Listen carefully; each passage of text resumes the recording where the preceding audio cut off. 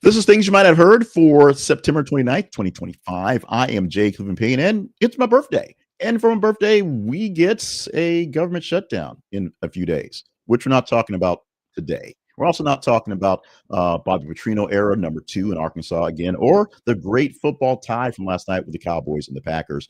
And we're not even talking about Portland being the next stop in the Trump invasion force. And we may talk here or there about apparently bad internet for our recording for the day, which may become an issue going forward. But well, we will talk about our 10 stories from the weekend, including a very tragic story happening yesterday on Sunday to get into all seriousness that you helped deemed as conversational. There was just a big smattering of things to chat about all weekend long today. So for my birthday, I got a great big news weekend and not enough time and not enough effort, not enough spots to get into that. So we're going to do that. Remember, this thing I make called the Conversation Project, brought to you by my company, More Better Media, LLC, is your home for headline news, information, and pop culture references that are worth chatting about. We are chatting about Pete Hegseth, Dolly Parton, Bad Bunny, all doing good things in the near future.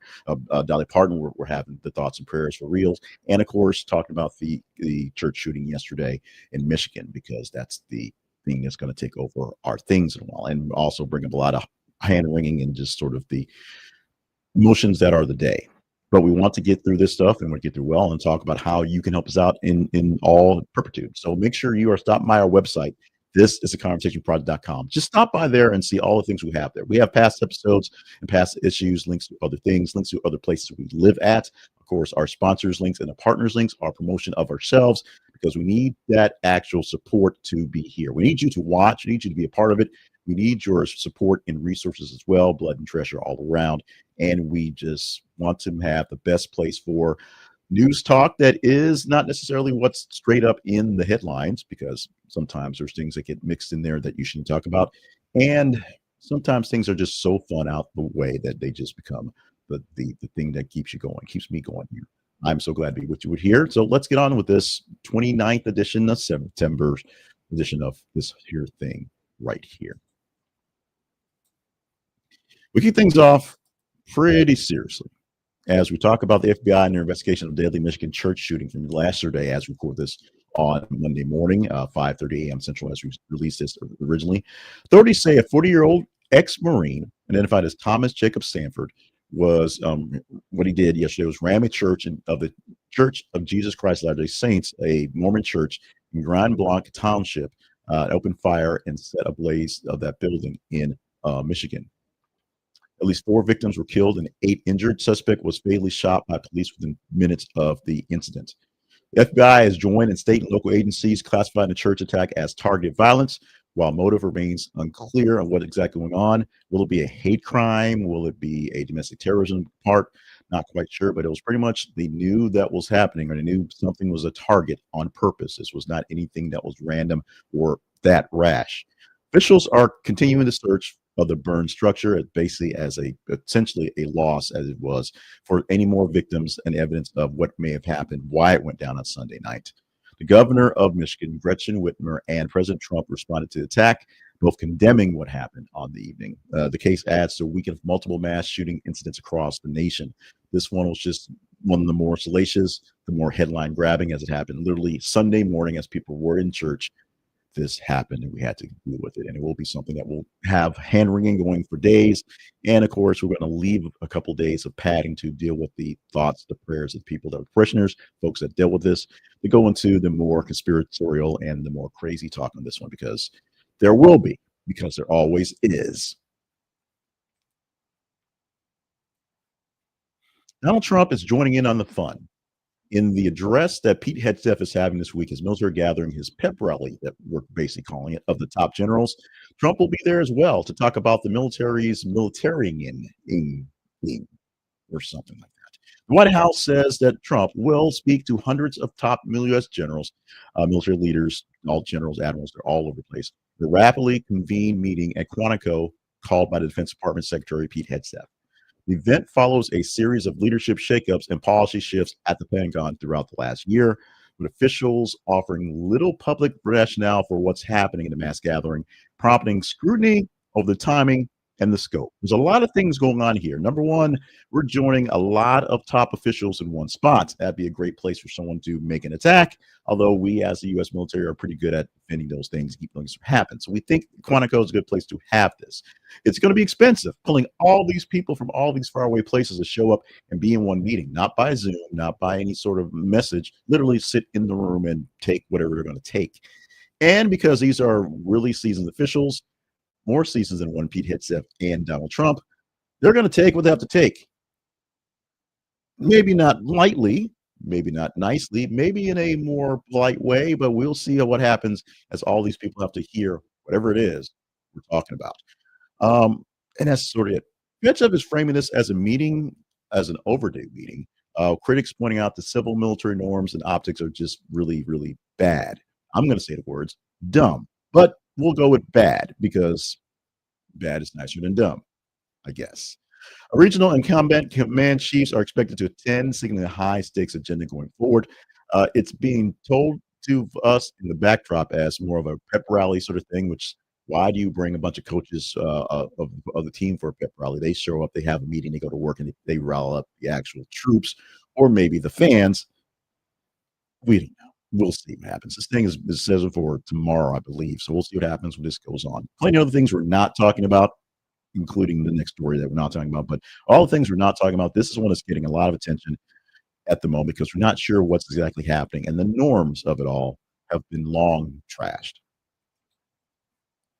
We're still talking about the Epstein accounts, Epstein documents, as not the government, but the Epstein estate, as less some documents go. They link folks like Peter Thiel, Steve Bannon, and Elon Musk to Jeremy Epstein, which, yeah, we kind of knew this already. New release Epstein schedules from the House Oversight Committee. Democrats show that Peter Thiel, Steve Bannon, Elon Musk, many other big names were in the schedule, in the book, had time spent with one Jeffrey Epstein. One calendar note had reminder, Elon Musk on island December 6th. Is this still happening? So we don't know if that happened and if Elon made his way to the island to do whatever Dr. Moreau stuff that they may have done on that day. Documents are not proof of anything. As we keep saying, none of these things are proof that anybody did anything wrong. That's just that someone knew them. And rich people know all the rich people. So why is it such a surprise that rich people, people in power, people in these circles are hanging out with each other, are talking to each other, are doing the things that they do, although not necessarily the things that Jeffrey Epstein did, which is where things get icky.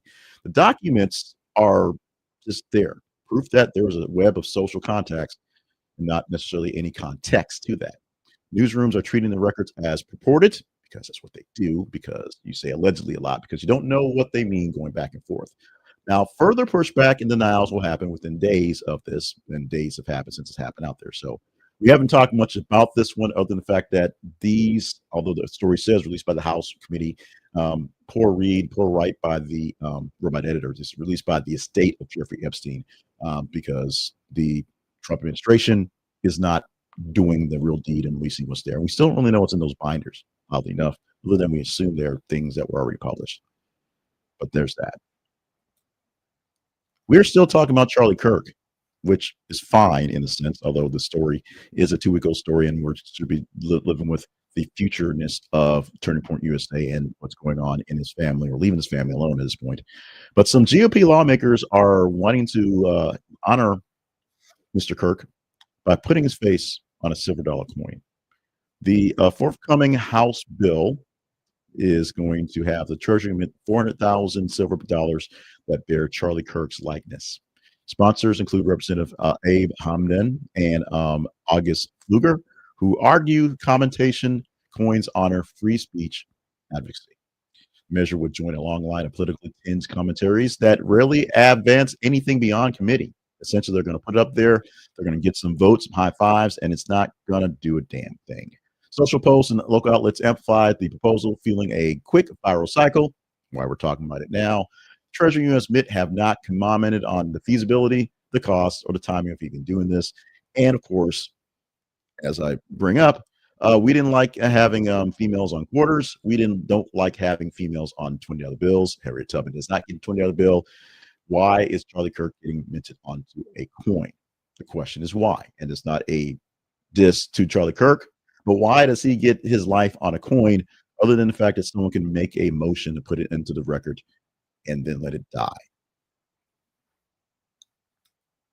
A lot of football talk from the weekend. As I said, we're not talking about Arkansas because I talked about that 2 years ago, predicting it to happen. We're not talking about the big game with the Cowboys and the Packers, although we should be, because that was amazing. A 40-40 tie, first scoregami 40-40 tie. Both quarterbacks went nuts on the field, 300 yards each and 3 touchdowns thrown. But that's not what we're talking about. We're going to the game in Ireland with the Steelers, or actually not even the game in Ireland. We're just going to the Steelers quarterback, Skylar Thompson, who was robbed while the Steelers were there, sustaining some minor injuries, according to reports in Dublin. Team officials are monitoring his status with no change in anything happening for him. The Irish authorities are investigating the incident with no suspects public being named yet. The episode occurred during the off-week overseas visit. Early indications suggest no long-term impact on Thompson's availability. He has no issue to him playing, but while he's just hanging out, while they're not doing anything, prepping for some overseas stuff, he got robbed. He could have got robbed in Pittsburgh. He got robbed in Mexico City. He could have got robbed in Memphis.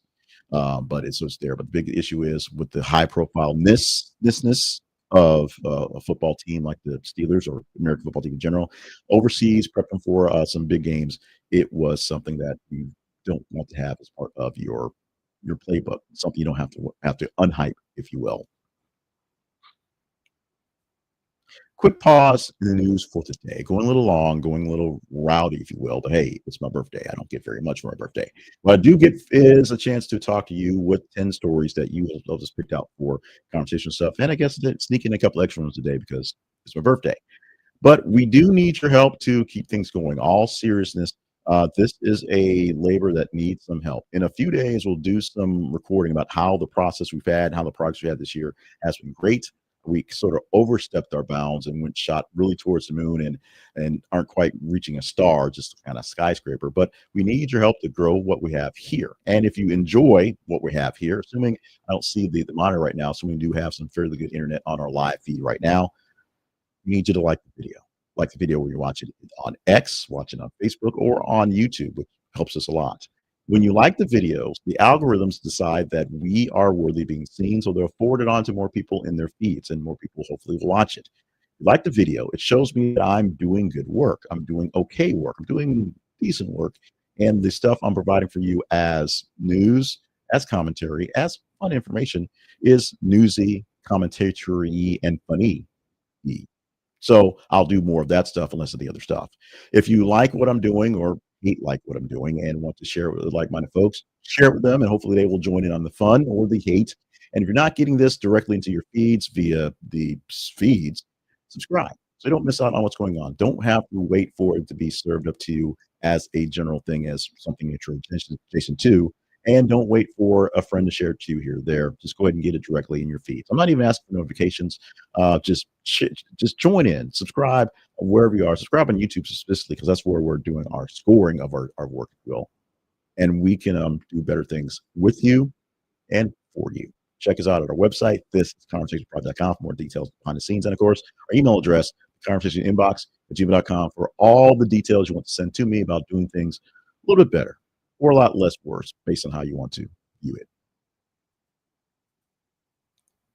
This is a story that got a lot of push early on towards the weekend because it was something that was kind of odd. Then more things happened. We wanted to kind of stick with this one for a minute because we wanted to make sure that the ICE work is still being in contention, what's happening. And this story gets very, very, very odd very quick. The Des Moines school superintendent, Ian Roberts, has been arrested by ICE. This is Iowa, Des Moines, Iowa. The superintendent of the public school system in Des Moines has been arrested. His name, Ian Andrew Roberts, citing a final removal order, lack of work authorization, and possession of a handgun and cash. The handgun and cash are really the disturbing parts, but the real thing is essentially he's working in the state without a visa as the department head, the superintendent of the public schools in Des Moines, Iowa. State officials say that Roberts tried to flee a traffic stop before being detained. He's being held at the Woodbury County Law Enforcement Center. Iowa Governor Kim Reynolds called the situation shocking, urging plenty of transparency in this process. Local reporting is putting details with the prior background checks and hiring timeline, questioning the district on how exactly Roberts got into this position in the first place, literally, and how we're in the position of him being deported right now.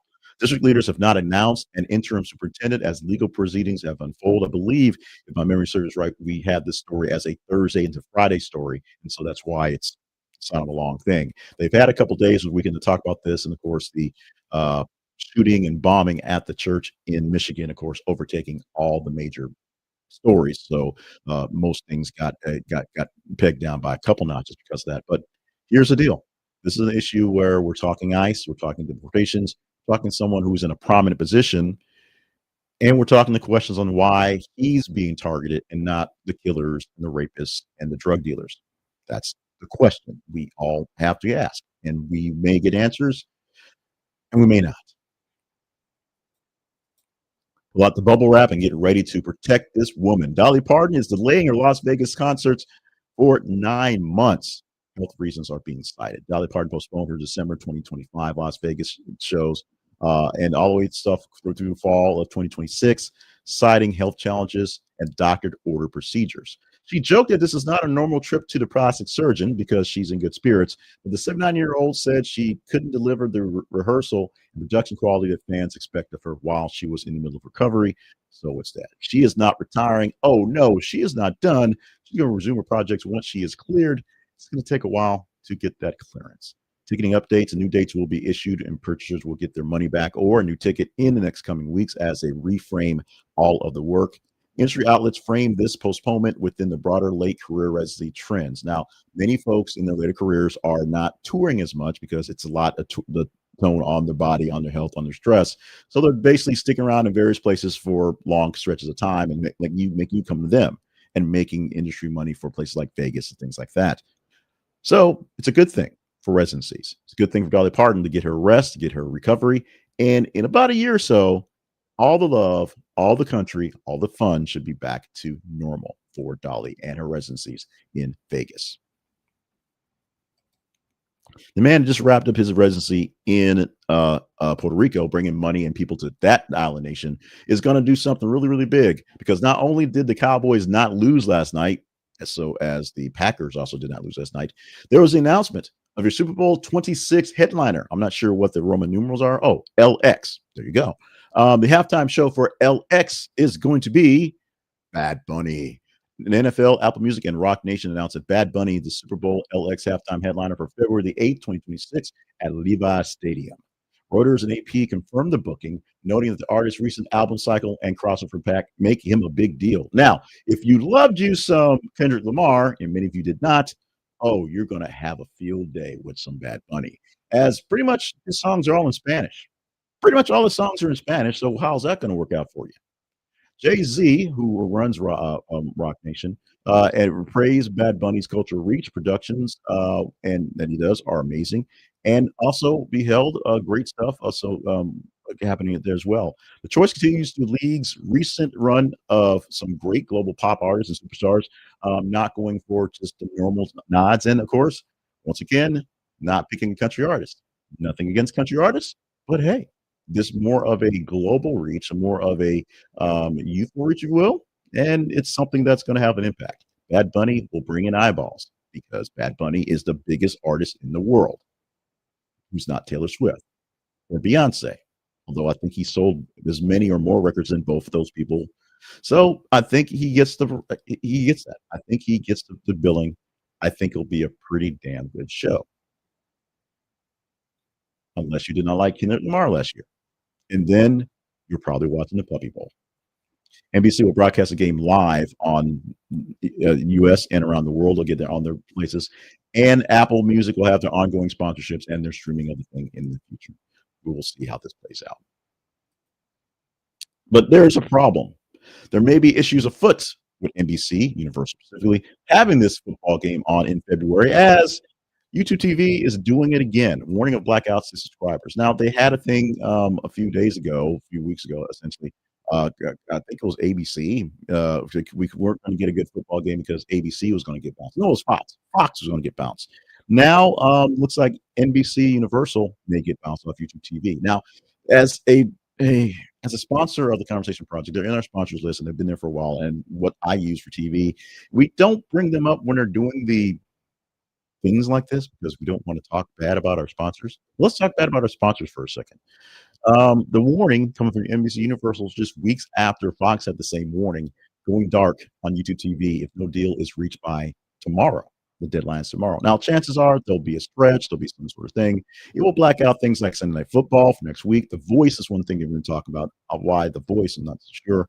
But basically, your great NBC news shows and NBC drama shows, all your SVUs and whatnot are going to be bounced for a while until they fix it, or forever if they don't fix it. Trade and sports business outlets are flagging multiple simultaneous carriage flights facing YouTube TV. Just like cable back in the day had to pay carriage fees for things, these streaming services do the same thing. And if you're doing it something that's live, which makes it more complicated, you're basically just a cable company. YouTube TV is a cable company for most parts because it does save everything you choose to, but it doesn't stream anything directly. It's just attached to YouTube. So the rapid deadline reported NBCU's consumer-facing campaign to pressure negotiations is going on. You may have seen some little streams and some little crawls last night saying, hey, YouTube TV is at it again. They're going to get rid of us. You talk to your folks and make sure they can figure it out. Neither company is actually disclosing any price and terms. What the actual money issues are that's getting away. Prior disputes suggest last-minute extensions are possible to make things happen. You don't want to lose the voice, I guess. We got a great Sunday Night Football last night, but we'll get one next week. We'll see. And all the things coming up. Like I said, Super Bowl in February, that's a long time to get to. But will we get there? We shall see. And I shall see because YouTube TV is my source of my television on my computer here, on my phone in front of me, where I'm out and about. It is what I look at. Now, Tupac's hologram and Michael Jackson's hologram get a chance to grab onto some more celebrity vibes and hang out with somebody cool. Stan Lee, his AI hologram is debuting at Los Angeles Comic Con. The interactive Stan Lee hologram premiered at LA Comic Con, and fans get to converse a lifelike avatar, late Marvel icon. The installation anchors a broader Stan Lee experience, blending archived voices, some training data, and generative responses into this unique thing. It's being reported that the first look-alike coverage from the show is there. You can see a picture of him in the thing. This is just a panel with a Stan Lee and this basic, Stan Lee look that will interact with you. I guess. Organizers pitching the hologram as education and fandom tribute, not an actual AI replacement for his works. He's not going to make any new comics, new comic characters. Nothing creative because he's AI or creative as if something new to watch is going to come about from this one. But but sorry, folks. But hey, it's Stan Lee. It's something fun. We'll see what's going on. And Tupac and Michael Jackson's holograms get a chance to hang out with a new man, a new guy in the batch. I wonder what Stan Lee is thinking and drinking at that party later on. Call that an after party, an afterlife party, if you will. Now, let's talk about the Conversation Project for a second in a matter of things we need you to do for things you might not have heard. Things we need you to do is to help support us here at the Conversation Project. And one way you can do that in a very simple way is to do your own research. Literally, you can research us and what we're talking about by going to Ground News. Ground News is one of our sponsors that we have been proud to be along with for quite some time. They're one that we searched out to join up with, and many newsy type things search out to join with so that you get better news for your coverage and even check us sometimes. Ground News allows you to see what coverage is being given across the spectrum by giving you access to aggregated data, aggregated stories from basically all the news sources with background on who they are and how they actually operate, whether they are funded by conservatives, funded by think tanks, funded by liberals, funded by rich people who want to twirl mustaches and take over the world. You can see that. And you can see side by side comparisons of headlines and side by side comparisons of some of the story pieces. That's in there. That's what's going on.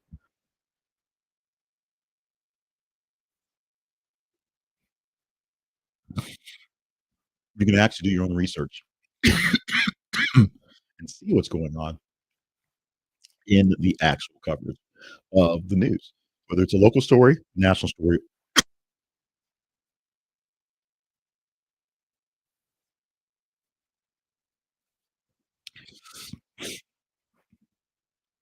We're going long, and I'm choking on my words today, so apologies. We're going to get through this one completely. So now, ground news is there for you. I'm going to just kind of just audible and get out of this thing right here. Ground news will allow you to see more news. Use their blind spot feature to see what news is being covered by your outlets, your silo more exclusive than others.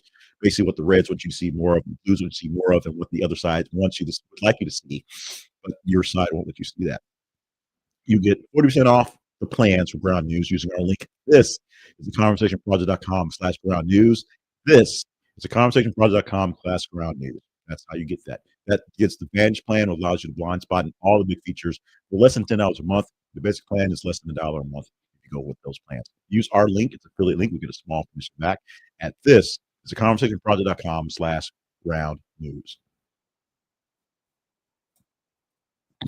Remind you very quickly because we are very late and I apparently can't breathe today. This is conversationproject.com is our website home. Go there, find us, find out about us, help us out. Also, the conversation inbox, gmail.com, our email address. Email us, let us know what we can do a little bit better or not so worse, which is, we frame that specifically. Our feeds, we're on YouTube, of course, but facebook.com/this is conversation project and x.com/th_conversation, along with seeing this video here that comes down live to you every weekday morning. You can see the news stories we post every 50 minutes. We post an article or so. Sometimes we miss out those hits. Every 50 minutes or so, we post news articles for you to engage in to help us know which stories are worthy of talking about, which stories we should chat up so you can help the brother out and the internet out by seeing which stories are worthy of your praise.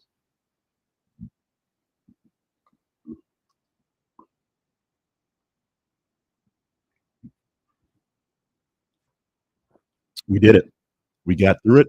It took way too long to this show because we had our 10 stories. That's normal for Monday, and we really talked up stories we did not have time for. But it's my birthday, and we're going to do that today. We're having some fun. Thank you so much for joining me on September 29th, 2025, this Monday edition of Things You Might Have Heard. If all goes well, 5 days of this thing had a couple glitches and hiccups the last couple of weekends, last couple of weeks where just got tired and almost got raptured. Oh, no, I just got. Thank you so much for being a part of the show, being a part of the love, being part of the family. We're going to talk a lot about a lot of things this week, rolling into things, including tomorrow. We'll put some real effort, some real instance, real talk into the possible government shutdown because it's happening in about a day and some hours. It's going to be there, and it's not exactly where people want to be in all the things going on and going wrong with our nation today. But what's going right? It's you guys. Conversation, some of it a bit heated, some of it a bit ugly. But I love the fact that you guys are engaging with what I have going on right now. I'm a small channel and I get great love in my heart, knowing that you guys are listening, you guys are chatting, you guys are giving me some attention. So thank you very much. Love you. Mean it. We're done for Monday. I apparently need to go drink some coffee and take a breather. Thank you so much. Reply in comments, send me emails. Talk to you on Facebook and X. Talk to you tomorrow. Fingers crossed. Another edition of Things You Might Not Have Heard.